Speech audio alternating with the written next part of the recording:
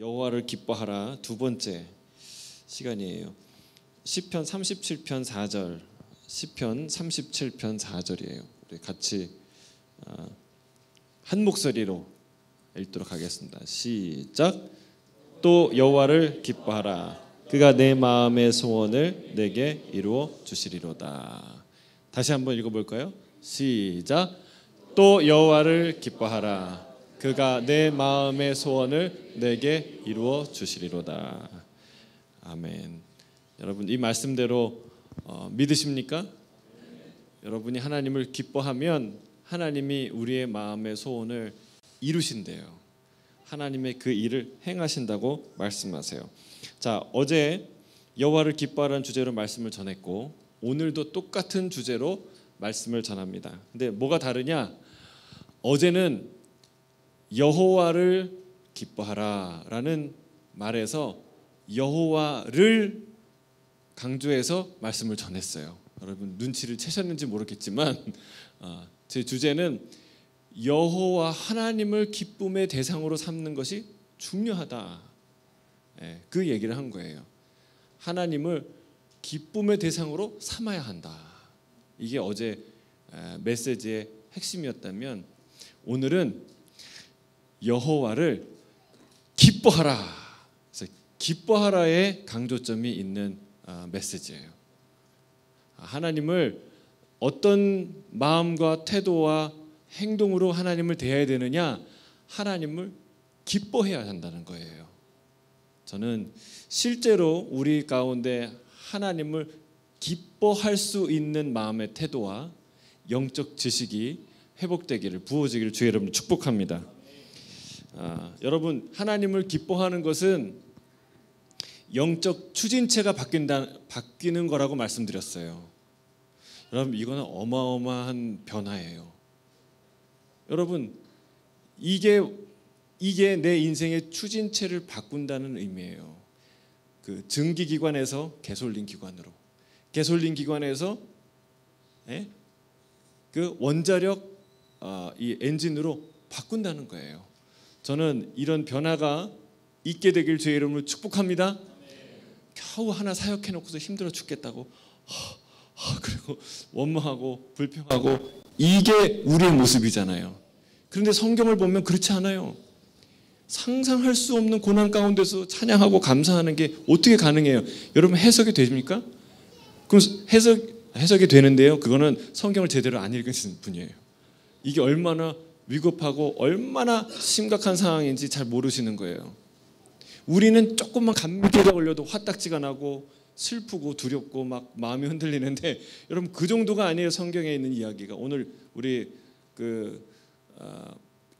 축복하자 우리 학생들은 욥의 고난에 대해서 얘기 들었잖아요. 그렇죠? 예? 그런 상황에 들면 그런 상황에서도 하나님 주신 자도 여호와시오 거두신 자도 여호와시오니 주님을 찬양합니다. 이런 고백이 나올까요? 모든 걸 다 잃어버렸는데 여러분 하나만 잃어버려도 여러분 그런 얘기 못해요. 건강 하나만 잃어버려도 그리고 내가 바라는 간절한 소원 그거 하나만 좌절돼도 갖은 불평이 다 쏟아질걸요. 하나님 앞에. 그런데 자기가 가지고 있는 걸 다 잃어버렸는데 주신 자도 하나님이요 거두신 자도 하나님이시니 주님은 찬송을 받을지니. 여러분 이런 고백이 어디서 나오냐고요. 제가 말하는 거는요. 성경의 위대한 신앙인들은 인생을 그 믿음을 살아가는 추진체가 다르다는 거예요. 개솔린 기관과 증기기관이 다르고 증기기관과 그리고 원자력 기관이 다르듯이 어마어마한 변화 차이가 있는 거예요. 믿음의 사람 같은 믿음의 사람이라고 얘기하는데도 어마어마한 차이가 있다. 저는 여러분 이번에 다 갈아타길 주의 이름으로 축복합니다. 하나님이 신제품으로 다 주시겠다는 거예요. 오늘 2018년도형 개솔린 기간 다 버리고 2019년도 신형으로 하나님이 갈아주시겠다는 거예요. 할렐루야. 여러분 우리가 오늘 저녁에 기도할 때 성령께서 하나님 내 인생과 믿음의 추진체가 변화되는 바뀌는 완전히 옛것을 벗어버리고 새로운 엔진을 장착하는 그런 놀라운 변화가 이 저녁에 있게 하여 주시옵소서. 여러분 결단하셔야 돼요. 결단하고 기도하세요. 하나님 그러면 그 이전과 그 이후의 인생이 달라질 거예요. 여러분 이런 때 집회 와가지고요, 뭐 이런 기도 제목을 달면 막 뜨거워져요. 무슨 뭐 은사 집회, 아니면 치유 집회, 뭘 하나 얻어가면은 소원 성취 집회, 뭐 이런 거 제목 붙으면 정말 열심히 기도할 거예요. 여러분, 그런데 그런 거 100개 1000개 붙인 거랑 비교할 수 없이 대단한 하나님의 선물이 있는데, 그거는 내 영적 추진체를 십자가가 아니라, 슬픔과 고통이 아니라, 그 어떤 의무감과 그 어떤 그냥 감지덕지한 정도가 아니라 내 인생과 믿음의 추진체를 하늘의 기쁨, 하나님의 기쁨, 하나님을 기뻐하는 그 기쁨으로 바뀌는 것은 어마어마한 변화라는 거예요. 하나님이 그 다른 것 1000개보다 훨씬 더 가치 있는 변화를 우리에게 주실 줄로 믿습니다. 그걸 붙들어야 돼요. 그게 핵심을 잡는 거예요. 여러분, 농사는 참 힘들지요. 그러나 1년 내내 밭과 그리고 논에서 땀을 쏟아내지요. 그런데 그 농사꾼이 수고를 능히 감당할 수 있게 하는 그 추진체는 뭐예요? 내가 이 정도는 해야지 건강을 유지하지, 그리고 나가서 농사 짓나요? 여러분, 농사가 힘들어도 그 농사를 하는 이유는요, 가을에 얻을 수확을 생각하는 거예요. 가을의 수확의 기쁨이 그 수고의 엔진이에요. 힘이에요. 그거 없으면요 그냥 죽을 고생만 하고, 그러니까 농사를 했는데 수확을 못했다, 뭔가를 돈을 다 투자해서 어떤 기업을 지금 내가 목숨 걸고 하는데 이익이 안 난다. 여러분, 그러면 어떻게 되겠어요? 그런 마음이 낙심입니다. 힘든 거예요. 여러분, 우리를 1년 내내 농사를 질 수 있는, 수고를 할 수 있는, 십자가를 질 수 있게 하는 추진체, 그 힘의 원동력, 원천은 어디냐? 그건 기쁨이라는 거예요. 기쁨. 여러분, 정말 축복합니다. 하늘의 기쁨이, 하나님이 주시는 복음의 기쁨이, 하나님의 놀라운 천국의 기쁨이 임하기를 주의 이름으로 축복합니다. 여러분, 부활이 우리를 기쁘게 하죠. 천국이 우리를 기쁘게 하죠. 그러나 이 모든 기쁨은 어디서 나오는 거예요? 하나님으로부터 나오는 거예요. 그러니까 우리가 하나님을 기뻐하는 것은 가능한 일이고, 가능해야 하는 일이고, 진짜 마땅한 일이에요. 하나님을 기뻐하는 것은 너무나 중요한 일이에요. 그래서 요한계시록은 온 천사와 성도들이 이렇게 찬양하는 거예요. 요한계시록 7장 12절에 이렇게 찬양합니다. 함께 읽겠습니다. 시작. 지혜와 감사와 존귀와 영광 우리 하나님께 세세토록 있을지어다. 아멘 하더라. 온 천군 천사와 그리고 온 성도들과 온 하나님의 창조물이 뭐라고 고백합니까? 찬송과 영광과 지혜와 감사와 존귀와 권능과 힘이 다 하나님께 속했습니다 라고 찬양한다는 거예요. 할렐루야. 여러분, 이 모든 게 다 누구에게 돌려집니까? 우리 여호와 하나님. 여러분, 누구로부터 나왔다는 거예요? 하나님. 우리가 기뻐하는 것들은요 다 하나의 표지판에 불과해요. 표지판. 우리가 기뻐하는 거 있잖아요. 이 세상에서 즐거워하는 것, 가치 있다고 여기는 것은요 그 가치의 원조이신 하나님을 향한 표지판에 불과해요. 근데 여러분, 표지판을 붙들고 사시겠습니까? 아니면 그 표지판의 내용 자체인 것을 붙드시겠습니까? 골드코스트 제가 가는데 골드코스트 좋더라고요. 근데 우리 아이들하고 막 가는데 표지판이 있어요. 여러 개 표지판이 있어요. 근데 골드코스트를 너무 좋아해서 그 이름만 들어도 좋다. 아무리 그런 사람도 골드코스트 표지판 앞에서 좋다 그리고 앉아 있는 사람 하나도 없어요. 그렇죠? 표지판에 불과해요. 여러분, 하나님이 주신 기쁨들, 돈, 생명, 지식, 성공, 여러분 음식, 여행, 건강, 스포츠, 여러분 다 낚시, 수영, 야구, 골프, 여러분 이게 다 하나님이 주신 기쁨들 아니에요? 하나의 표지판인데 그거 붙들고 여기가 천국이고 이게 하나님인 것처럼 이게 기쁨의 원천 끝인 것처럼 붙들고 사는 것은 어리석은 인생이다라는 거예요. 여러분 기쁨의 원천을 찾아야 돼요. 어디로부터 나왔는지 그 출처를 찾아야 하는데 성경은 말하고 있어요. 그 놀라운 모든 기쁨의 시작이 그 기쁨이 가리키고 있는 곳이 그 기쁨이 지시하시고 있는 곳이 다 누굴 가리킨다고요? 우리 여호와 하나님을 가리키고 있다.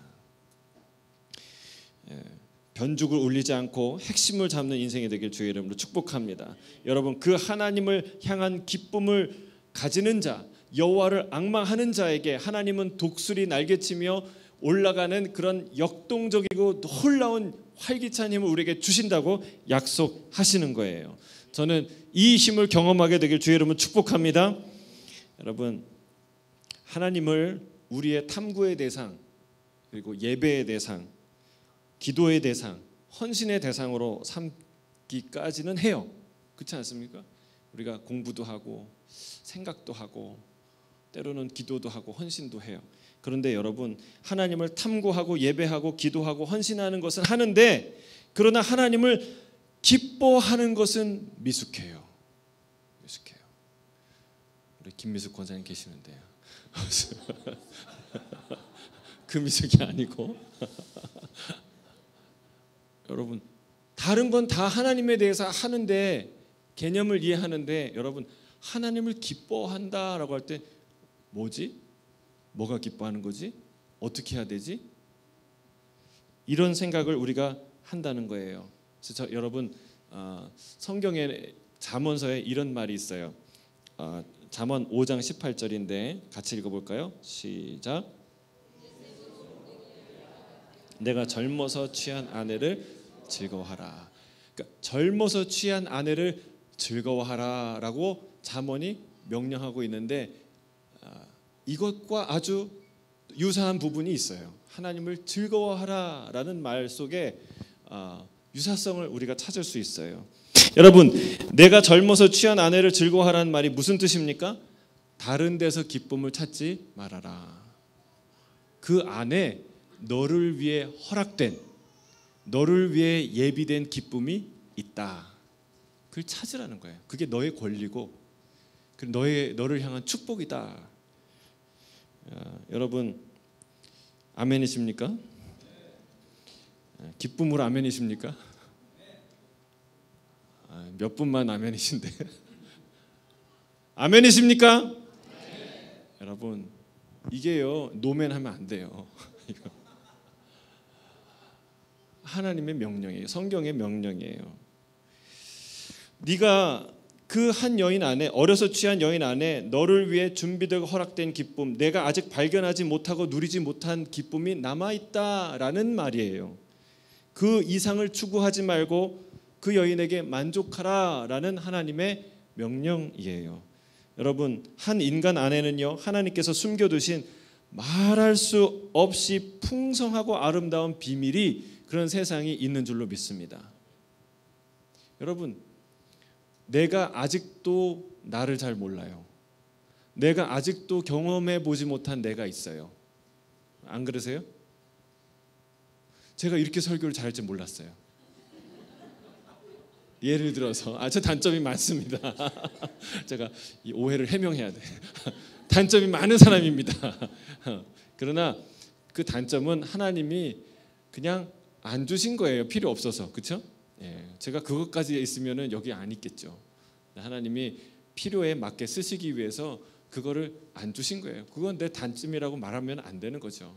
하나님이 안 주셔서 서운하다고 말하는 게 아니죠. 하나님은 여러분 작가가 모든 걸 다 표현할 수는 없어요. 작가가 의도적으로 생략하는 부분이 있어요. 왜 그럴까요? 다른 부분을 강조하기 위해서. 거기는 메시지가 있어요. 그것을 역시 이 작가는 뭔가 몰라. 이걸 생략했네. 이걸 빼뜨렸네. 그거는 그 사람이 뭘 모르는 거예요. 그건 작가가요 생각하고 빠뜨리는 거예요. 왜냐하면 다른 것을 표현하고 싶어서. 여러분 우리 인생에는 그런 부분이 있어요, 없어요? 없어야 돼. 없어야 돼. 하나님 다 있어야 돼. 여러분 그게 아니라는 거예요. 하나님 우리를 만드실 때, 우리의 인생을 디자인하실 때 여러분은 특별한 작품이기 때문에 다 그냥 종합 선물 세트처럼 다 그냥 덕지덕지 붙여놓지 않아요. 왜? 그게 작품이 아니니까. 깎고 다듬고 그리고 하나님이 예쁘게 색칠해서 여러분만의 인생을 하나님이 선물해 주세요. 그럼 믿으십니까? 아멘. 아멘이에요. 하나님, 제가 단점이 없다는 말은 그런 의미라는 이야기를 다시 단점이 많은 사람입니다. 제가 날마다 뼈아프게 기도하는 부분이에요. 여러분, 한 인간 안에는 하나님께서 숨겨두신 말할 수 없이 풍성한 아름다운 비밀들이 있다는 거예요.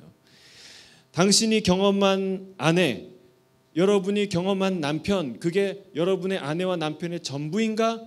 아니라는 거예요. 결코 아니라는 거예요. 내 안에도 아직 발견하지 못한 부분들이 있어요. 제가 그걸 참 깜짝깜짝 놀라서 발견할 때는요, 제가 연애할 때 그런 생각이 들었어요. 내가 어떻게 연애 이렇게 잘하지? 배운 것도 아니고 누구한테 들은 것도 아닌데 연애를 잘하는 거예요. 그래서 제가 글을 쓸 때 내가 생각보다 글을 잘 쓰는 거예요. 그거는 내가 발견한 거예요. 누가 가르쳐 준 게 아니에요. 발견해 준 것도 아니에요. 여러분, 우리가 아직도 경험하지 못한 내가 있어요. 아멘이십니까?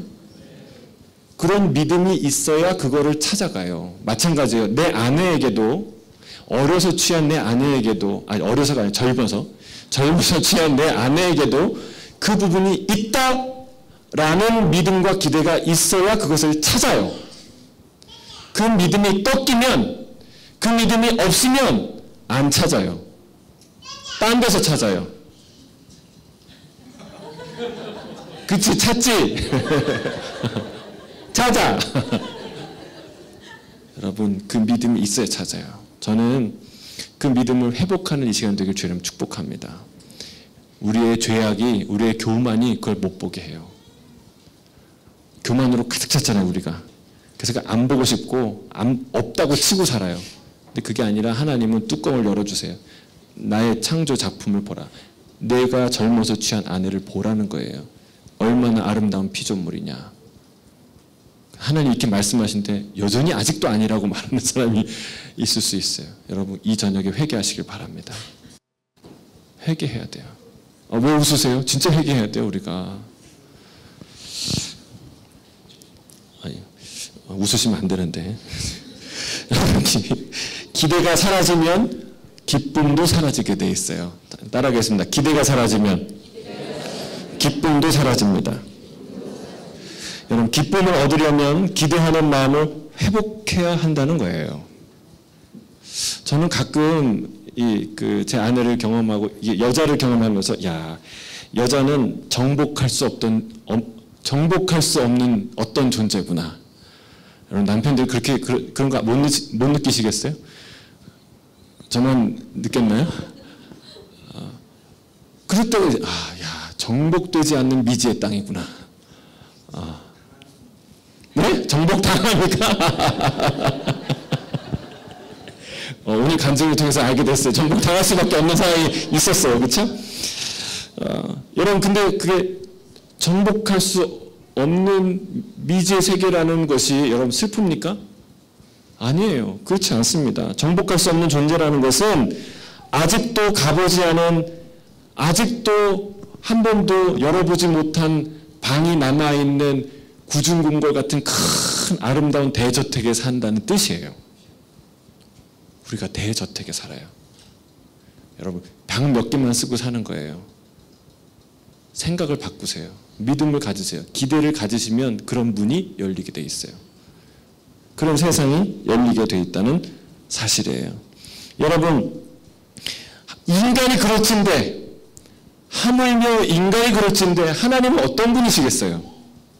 하나님은 놀라우신 분이라는 거예요. 하나님은요, 제한이 없으세요. 인간 안에도, 한 인간 안에도 끝없는 가능성이 있는데 하나님 안에는 얼마나 무한한 아름다움이, 무한한 능력이 있으시겠냐는 거예요. 하나님은 제한이 없는 줄로 믿습니다. 게다가 하나님은 순결하세요. 하나님은 거룩하세요. 놀라운 분이에요. 하나님은 놀라운 분이에요. 이 땅의 샘은 기근 중에도 샘물을 내지요. 그러나 때로 극심한 기근을 만나면 샘의 근원이 마를 수도 있습니다. 인간은 그와 같습니다.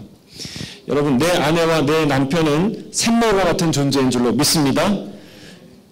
아멘이십니까? 아멘을 좀 속 시원하게 좀 하세요. 이게 이렇게 3시간씩이나 멀리 떨어져 왔는데 그 정도 아멘하러 오시면 안 되죠. 자, 다시 묻겠습니다. 내 아내와 내 남편은 내 인생의 샘물과 같은 존재인 줄 믿습니다. 아멘. 할렐루야. 정말 그런 존재예요. 그래서 서로 목마를 때 서로를 마시는 거예요. 그리고 힘을 차리는 거예요. 그게 남편과 아내, 가정의 하나님의 디자인이에요. 그러나 때로는 샘의 근원이 마를 때도 있어요. 예, 지상이기 때문에. 그런데 우리 하나님은 마르는 날이 있을까요, 없을까요? 있을까요, 없을까요? 우리 하나님은 마르지 않아요. 마르지 않는 샘과 같아요. 어떠한 극심한 기간에도 마르지 않은 줄로 믿습니다. 코리텐 붐, 유대인을 숨겨주다가 유대인 수용소까지 따라 들어간 그 아름다운 믿음의 자매죠. 여러분, 거기에서도 그 학살의 현장에서도 그가 무엇을 경험합니까? 여러분, 주는 나의 피난처시다. 주는 나의 피난처시다. 그 극심한 환경 안에서도 하나님이 그를 보호하시는 것을 고백하는 거예요. 다윗은 도망치는 처지에서도 노래합니다. 뭐라고 노래합니까? 여호와는 나의 목자시니 내가 부족함이 없으리로다. 도망치는 중에서 이렇게 편안한 그런 그 컨퍼런스 룸에서 앉아서 이 고백을 한 게 아니라 저 광야 숲을 속에서 뱀이 우글거리고 무더위가 하루 종일 따라다니고 숨을 공간이 없는 그곳에서 1000명, 2000명, 3000명의 군사가 나를 쫓는 그 상황에서 이런 고백을 하는 거예요. 여호와는 나의 목자시니 내게 부족함이 없으리로다. 왜 그럴까요? 도대체 뭐가 다를까요, 우리랑? 그 안에는 믿음과 기대가 있었던 거예요. 하나님은 정말 끝이 없으신 놀라운 광대한 분이시고 그분은 나의 신실한 남편과 아내와 같은 나의 영혼의 샘물과 같은 그런 분이시다라는 그런 기대가 그에게 있는 거예요. 여러분, 그걸 버리지 않기 때문에 그 길을 계속 가는 것이죠. 여러분, 내가 본 것이 전부고 더 기대할 것이 없다면 거기서 기쁨은 끝나요. 끝납니다. 우리 하나님은, 여러분 이걸 믿으셔야 돼요. 우리 하나님은 정복할 수 없는 대력과 같고 길들일 수 없는 사자와 같은 분이에요. 아멘이십니까? 상상할 수 없는 분이에요. 정복할 수 없는 대력. 아직도 영원토록 가도 여러분 그 하나님의 세계는 다 볼 수가 없는, 누구도 그 하나님을 길들이거나 다 안다고 말할 수 없는 그 위대하신 분이 하나님이다. 여러분, 이런 하나님에 대한 지식과 기대가 있는 사람은 여러분 그분을 기대하게 되고 그분을 기뻐하게 되는 거예요. 그런 기대가 사라졌으니까 안 기쁘죠.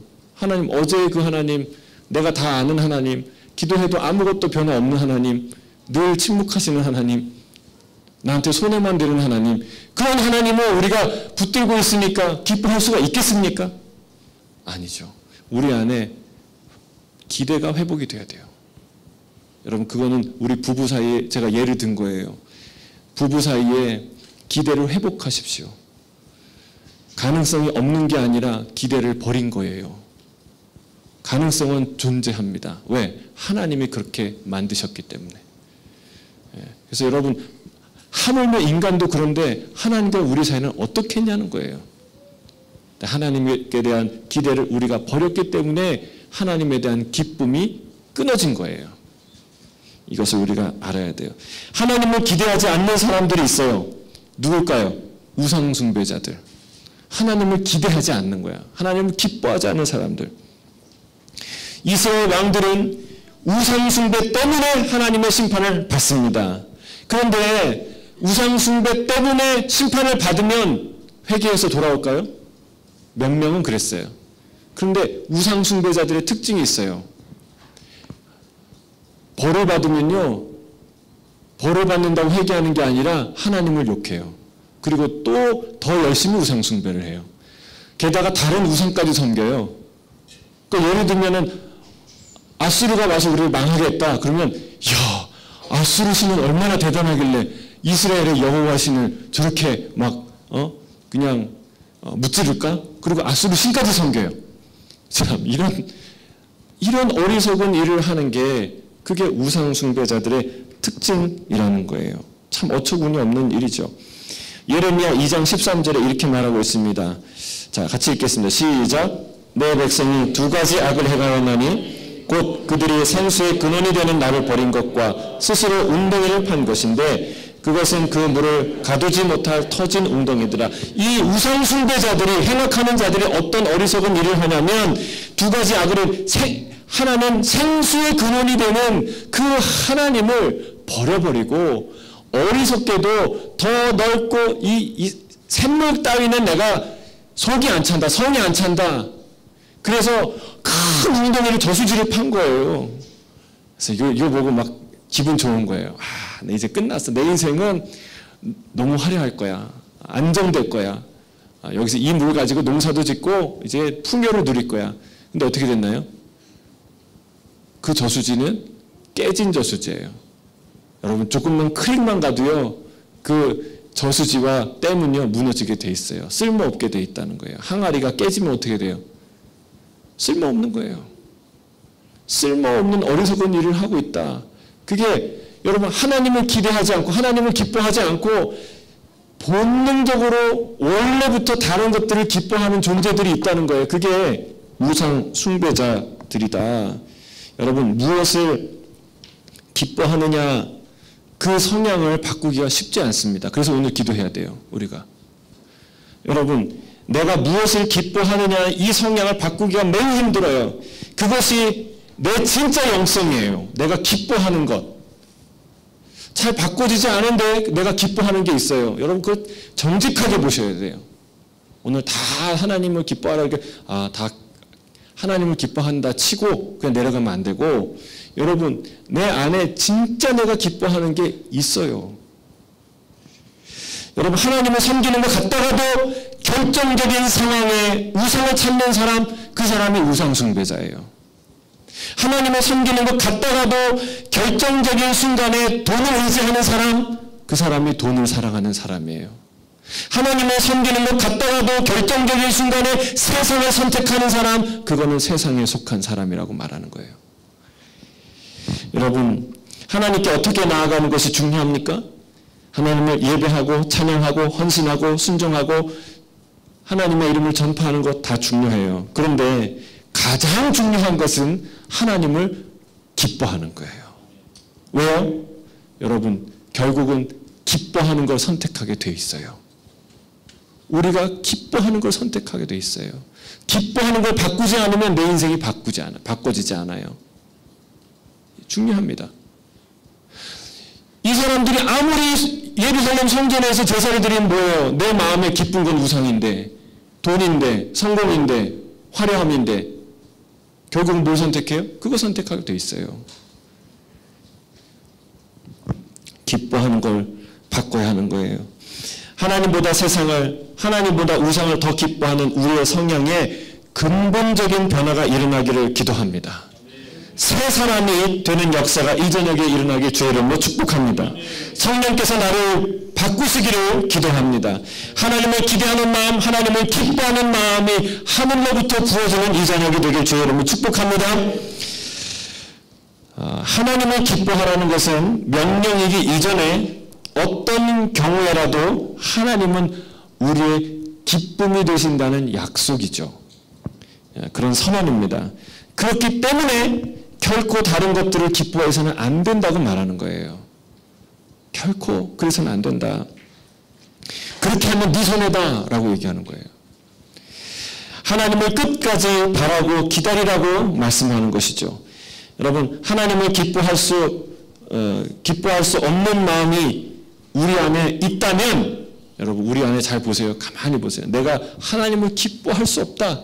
기뻐할 수 없게 하는 그 무언가가 있다. 여러분, 그건 버려야 된다는 거예요. 그리고 하나님을 기뻐하는 마음과 경쟁하는 마음이 있다. 다투는 마음이 있다. 여러분, 그거를 발견하는 게 중요한데 그걸 발견해서 버려야 돼요. 그걸 버리지 않으면 우리는 시름시름 앓다가 죽게 되는 거예요. 우리 마음 안에 세상을 사랑하는 병이 여러분 우라병이 되고 화병이 되고, 그래서 우리는 죽게 되는 거예요. 과감히 버리게 되길 주의 이름으로 축복합니다. 그거를 말하는 게 시편 37편의 내용입니다. 시편 37편을 읽어보세요. 우리는 언제 기쁨을 잃어버리느냐? 불평할 때다. 원망할 때다. 불평과 원망이 가득한데 우리가 기뻐할 수 있나요? 그럴 수 없다는 거예요. 여러분, 나는 망해가는데 원수는 버젓이 활개를 치고 있는 상황을 보면 우리가 기뻐할 수 있나요? 하나님을 원망하고 하나님을 불평하게 된다는 거예요. 시편 37편 우리 1절을 보겠습니다. 1절 시작. 불평하지 말며 불의를 행하는 자들을 시기하지 말라. 여러분, 내가 잘 안 되는 것도 기분이 안 좋지만 진짜 마음이 힘든 거는 나쁜 사람이 잘 되는 것, 원수가 잘 되는 것, 저 사람은 아닌데 생각하는데 그 사람이 잘 되는 것, 참 마음이 힘들어요. 그때 기뻐할 수가 없다는 거예요. 그런 상황에서 제일 먼저 떠오르는 생각은 이런 거죠. 하나님 살아 계시나? 하나님은 선하신가? 하나님 도대체 이걸 눈뜨고 보고 계시나? 이런 생각이 가장 먼저 들지 않습니까? 그런데 오늘 시편은 뭐라고 얘기하냐면 악인의 형통에 대해서 불평하지 마라. 그리고 그들의 형통함을 시기하지 마라. 정확하게 시기라는 말을 쓰지 않습니까? 여러분, 우리가 대부분 원망하고 화내는 걸 정의라고 얘기하는데 여러분, 정의보다 시기에 가까워요. 여러분, 나도 그걸 가지면 아무 소리 안 하고 가만히 있을 거예요. 근데 나는 못 가졌으니까 막 화가 나는 거죠. 그런 게 많다는 거예요. 참 이 언어를 잘 선택하셨어요. 여러분, 정확하게 우리를 아세요. 여러분, 악인의 형통함을 시기하지 마라. 여러분, 정의로운 마음이 아니라 시기라는 거예요. 그거 하지 마라. 그리고 그들 때문에 불평하지 마라. 주님이 이 말씀을 하세요. 하나님 여호와를 기뻐하라는 말을 하면서 더 많이 이 얘기에 대해서 해요. 악인에 대해서 불평하지 말라는 이야기를 더 많이 하고 있어요. 왜요? 우리의 하나님을 향한 기쁨을 뺏어가는 것이 실제적으로 그런 불평과 원망들이기 때문에 그렇다는 사실입니다. 불을 그치고 노를 버리며 불평하지 말라라고 말합니다. 오히려 그것이 악을 만들 뿐이라고 경고하고 있습니다. 다만 너희가 해야 할 일은 여호와를 기뻐하고 즐거워하는 것이다 말씀하고 있습니다. 내 길을 여호와께 맡기라 라고 말씀하고 계세요. 그러면 하나님께서 뭘 이루어주신다고요? 내 마음의 소원. 여러분, 내 마음의 소원을 이루시는 분이 우리가 믿는 하나님인 줄로 믿습니다. 여러분, 내 의를 정오의 빛과 같이 나타나게 하실 것이다 말씀하세요. 시편 기자는 우리가 그런 상황에서도 여호와를 기뻐할 수 있는 세 가지 이유에 대해서 말하는데 첫 번째는 뭐냐면 악인은 망한다. 따라하겠습니다. 악인은 망한다. 여러분, 이 지식과 믿음이 있어야 우리가 불평 안 해요. 악인은요 망하게 돼 있어요. 할렐루야. 여러분, 이거 생각하면 막 웃음이 나지 않습니까? 여러분, 악인은 망해요. 망한다니까요, 진짜. 근데 두 번째요. 악인은 갑자기 망한다. 자, 시작. 무슨 얘기예요? 한동안은 잘 나간다는 뜻이에요. 그런데 갑자기 순식간에 확 찾아도 너희가 찾을 수 없게 될 것이다. 이렇게 하는. 악인은 갑자기 망해요. 세 번째는 뭐냐면, 셋째는 의인은 넘어지나 아주 엎드러지지 않는다. 따라하겠습니다. 시작.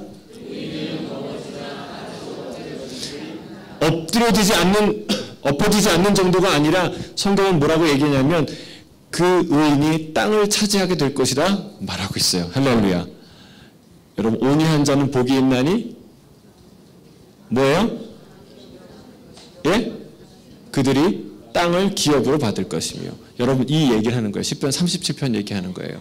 의인은 결국은 의인들이 땅을 차지하게 될 것이다. 여러분, 이게 정글의 법칙이에요. 하나님의 창조 법칙이에요. 보세요. 사자를 이길 토끼가 어디 있어요? 밥이죠. 그런데 사자 따위는 안 먹어요. 그렇죠? 사자 먹나요? 사자가 토끼 안 먹죠. 시시해서. 근데 여러분, 붙여놓으면 1대1로 붙여놓으면 게임도 안 되는데 누가 더 많아요? 이 땅에 사자가 어마어마하게 많을 것 같은데 그렇지 않다는 거예요. 이 땅에 누가 있어요? 여러분, 토끼가 어마어마하게 있어요. 제가 한 번 그 얘기했죠. 이 호주의 토끼 사건, 호주와 토끼는 아주 긴밀한 관계가 있어요. 예, 24마리 들어왔는데요. 감당할 수 없을 만큼 번져요. 그게 토끼예요. 여러분, 의인이 반드시 땅을 차지하게 돼 있어요. 악인이 차지하는 것 같은데 결국 뚜껑을 열어보면 누가 땅을 차지하는가? 의인들이 차지하게 될 줄로 믿습니다. 여러분, 이 세 가지를 얘기하는 거예요. 그러니까 네 쓸데없이 불평하지 마라. 여러분, 이 세 가지만 딱 생각하면 웃음이 나요. 아, 그렇구나. 악인은 망하는구나. 갑자기 망하는구나. 그리고 의인은 땅을 차지하게 되겠구나. 여러분, 그럴 때 내 안에 기쁨이 오게 되는 것이죠. 하나님께서 내 인생에 뭔가를 빼실 때가 있어요. 그리고 뭔가를 더 하실 때가 있어요. 그렇죠? 네, 내 인생에 뭔가를 이렇게 딱 빼실 때가 있고 다시 더 하실 때가 있어요. 왜? 하나님이시니까. 근데 우리는 하나님이 뭐를 더 해주실 때는 기분이 째져요. 오케이. 얼마든지 감당할 수 있어요. 오케이. 계속 더 해주세요. 예. 이렇게 하는 게 우리예요. 그런데 문제는 하나님이 뭔가를 빼가실 때예요. 네, 그것도 빼간다고 얘기하잖아요. 하나님이 우리 인생에서 뭔가를 덜어내실 때 참 견디기 어려워요. 건강을 덜어내시거나 재정을 덜어내시거나 관계를 떼어가시거나 나의 성공과 또는 다른 것들을 떼어가실 때 여러분 기쁨으로 아멘 하시는 분이 있으세요? 많지 않습니다. 그런데 여러분 마치 어린아이한테 우리 연지가 사탕을 물고 있는데 여러분 그 연지한테 사탕을 하나 뺏어서 그 손에다가 $100짜리 한번 줘보세요. 여러분 그게 쉽겠습니까? 그 사탕을 뺏기겠습니까? 힘으로 뺏는 거 말고 여러분 그 손에 쥐어진 사탕을 그걸 뺏고 거기다 $100짜리를 줘보세요. 그게 쉽겠습니까? 여러분 하나님이 우리에게 이런 일을 하는데 여러분 하나님이 우리한테 그거 일하는 거 어려운 거예요. 하나님이 내 손에서 뭔가 빼나갈 때는 그냥 마치 사탕 하나 뺏겼는데 인생을 다 빼앗아간 것처럼 화를 내고 분노하고 치를 떨고 좌절하고 원망하는 게 그게 우리의 인생이라는 거예요. 여러분 근데 그때에도 하나님을 기뻐하는 게 하나님을 기뻐하는 사람인 줄 믿습니다. 그때에도 하나님이 나한테 빼갈 때도 이유가 있겠지. 하나님이 하시는 일인데 할렐루야. 여러분 이렇게 기뻐하시는 기쁨이 임하길 주 여러분 축복합니다. 그게 하나님을 기뻐한다는 거예요. 제가 요즘에 백종원의 골목식당이라는 걸 잠깐 봤는데 보셨어요? 예? 많이들 보셨죠? 백종원 모르는 분 계세요? 그 음식업계의 마이다스 손 같은 이미지를 가진 분이에요. 그렇죠? 딱 그분이 음식을 먹어보면은 이게 식재료가 며칠 된 건지 냉장고에 몇 시간 있었던 건지 이거를 삶은 건지 데친 건지 뭐 이렇게 눅눅해진 건지 다 알아내는 거예요. 참 대단한 사람이에요. 그래서 그 잘 안 되는 식당이 그 사람한테 이렇게 콘서트를 받는 거예요. 그래서 그거를 받으려고요 사람들이 얼마나 줄을 서는지 몰라요. 근데 아주 조그만 골목 식당이에요. 근데 그게 선정이 되면 거기에 이제 카메라를 설치하고 백종원이 어느 날 불시에 들어가요. 예, 그러면은 딱 거기서 대표되는 2가지, 3가지 음식을 딱 시켜놓고 주인은 나가야 돼요. 그리고 저기 그 중계하는 그 콘솔 박스에 들어가 있어요. 그리고 백종원이 하는 걸 잘 봐요. 백종원이 그 음식을 먹으면서 이렇게 대표되는 음식을 먹으면서 아주 정직한 평을 해요. 솔직한 평을 해요. 내가 음식업 30년 동안 이 골목에서 정말 자부심을 갖고 내가 이것만은 정말 내가 자부심을 갖고 만들었어요. 이렇게 하는 그 음식도요, 먹어보면 이 음식은 왜 있는지 모르겠다고, 메뉴에서 빼야 되겠다고 막 이런 얘기도 하고, 그리고 홀서빙하는 거, 그 주방 들어가서 그 배열해 놓은 거, 식재료 본 거, 이거 낱낱이 그 치부를 다 드러내요. 다. 아니 이렇게 해서 장사가 되겠냐고. 이것 때문에 장사가 안 된다고. 근데 여러분 신기한 게 있어요. 제가 그걸 보는데 그 부끄러운 치부, 요리에 대한 치부, 그 음식 경영에 대한 치부를 다 드러내는데요. 그 사람들이 화낼까요? 기뻐할까요? 아니 그걸 보고 있으면서 얼굴이 울그락불그락 막 화를 내고 이럴 수 있느냐, 막 남의 음식에 대해서 그럴 수 있느냐, 이런 사람이 하나도 없다는 거예요. 물론 방송이기 때문에 그러기도 하지만 여러분 기본적으로 그 사람들은요, 그 백종원이라는 사람을 기뻐해요. 그 사람을 만나고 싶어 해요. 그 사람이 한번 자기의 음식에 대해서 평가를 해줬으면 좋겠다고 생각해요. 왜? 그 사람을 신뢰하니까. 그 사람의 실력을 신뢰하고 그 사람의 의도를 신뢰하니까 저 사람이 내 가게를 정확하게 평가해서 더 좋은 방향으로 개선시킬 분명한 아이디어를 나한테 줄 거라고 믿으니까 여러분 그걸 기뻐하는 거예요. 그렇지 않습니까? 근데 여러분 생각해 보세요. 우리가 백종원만큼도 하나님을 기뻐하거나 신뢰하지 않는다는 거예요. 하나님이 내 인생에 뭔가 조금만 손을 대도 짜증을 내고 화를 내고 하나님한테 불평하고 하나님 안 믿겠다고 하고, 여러분 이 얼마나 어리석은 일이고 이 얼마나 반역적인 일이고 이 얼마나 하나님에 대한 무례한 태도입니까? 여러분 백종원이 아무리 뭐 입맛의 달인이고 음식업계의 마이다스 손이라도 하나님만 하십니까? 하나님은 그 국물 하나만 딱 맛보셔도 다 아세요. 그 음식이 어디서 원산지가 어딘지까지 아세요. 하나님은. 그런데 그런 하나님이 내 인생에 손을 댈 때는 막 화를 내고, 근데 그런 사람이 손을 댈 때는 그러세요? 그렇군요. 그래 머리 극적거리고 말아요. 반대가 돼야 돼요. 하나님이 내한테 손을 댈 때 그냥 머리 극적거리고 그렇네요. 하나님 그래도 감사해요. 하나님 나의 새로운 일을 주시네요. 새로운 일을 행하실 거죠? 그래요. 할렐루야. 아멘. 이러셔야 하지 않습니까? 그게 마땅하지 않습니까? 그게 하나님을 기뻐하는 자의 태도가 아닙니까? 근데 우리는 반대로 한다는 거예요. 사람이 해줄 때는 기뻐하고 기대하면서 하나님이 손대실 때는 짜증내고 화내고, 그게 우리 주소라는 거예요. 하나님을 멸시하는 주소, 하나님을 신뢰하지 않는 주소, 하나님을 기대하고 하나님을 알지 못하는 우리의 무식이, 우리의 무지가, 우리의 불신앙이 그대로 드러나는 그 자리라는 거예요. 여러분 하나님이 손대실 때 어떻게 해야 돼요? 그분을 완전히 신뢰하는 거예요. 할렐루야. 하나님 옳습니다. 그래요. 내가 이래야 정신 차려요. 내가 이래야 살아나요. 여러분 하나님을 그렇게 신뢰해야 하지 않겠습니까? 그게 하나님을 기뻐하는 자의 삶이 아닙니까? 여러분 오늘의 메시지는 그거예요. 시편 37편 24절에 이렇게 얘기합니다. 다시 한번 읽겠습니다. 시작. 그는 넘어지나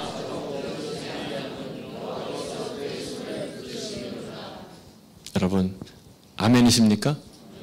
여러분 백종원이 욕을 해도 험한 말을 하고 정말 있을 수 없는 그런 표현을 해도, 내가 먹어본 음식 중에 최악이다 이런 얘기를 해도 여러분 그것은 그 사람을 살리고자 하는 말인 것 아시잖아요. 여러분 하나님이 우리 인생에 그 어떤 위기와 고난을 주셔도 여러분 우리를 살리기 위해서 주시는 거라 믿으십니까? 정말 믿으십니까? 그게 하나님을 기뻐하는 자의 태도예요. 하나님을 사랑하는 자의 태도예요. 여러분 말씀을 맺습니다. 하나님은 내 손을 붙드시는 분인 줄로 믿습니다.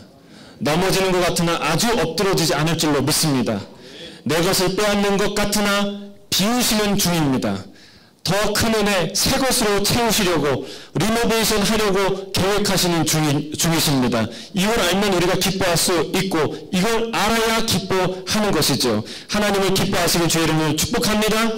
기뻐할 수 없는 핑계들 대지 마세요. 아니 그 핑계들을 발견하고 드러내시고 오늘 이 저녁에 버리시길 주의 이름으로 축복합니다. 기쁨이 피어나게 될 줄로 믿습니다. 같이 한번 기도하겠습니다.